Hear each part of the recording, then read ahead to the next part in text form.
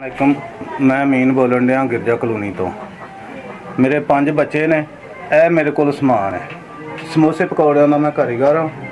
6 महीने तो बीमार हाँ, जिसकी वजह तो हूँ मैनू अल्लाह ने सेहत दी थोड़ी जी, तो मैं अपना कारोबार चलाना चाहना।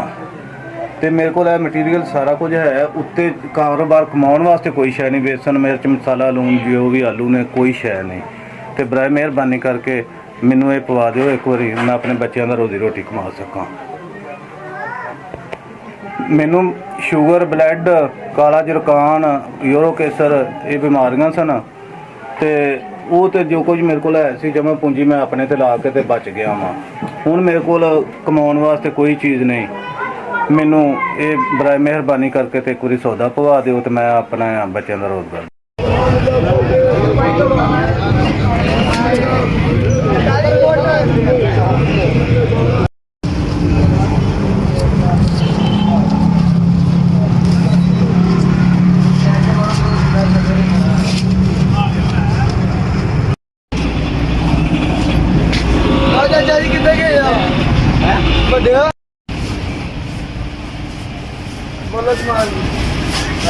अस्सलाम वालेकुम जी। यह मैनू ना 4000 का सौदा 500 रुपया गैस मैं 2 किलो भराना।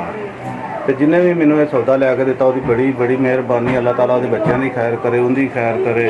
अल्लाह ताला जिमें साडी हेल्प की, अल्लाह ताला होर हेल्प करने की तौफीक अता फरमावे। इस तरह गरीबों की हेल्प करते रहन।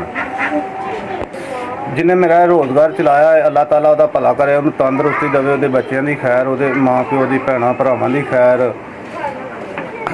अल्लाह ताला उन्होंने इन्ना को दवे कि इस तरह हल्फा करता रहे तो गरीबों का ख्याल रखता रहे।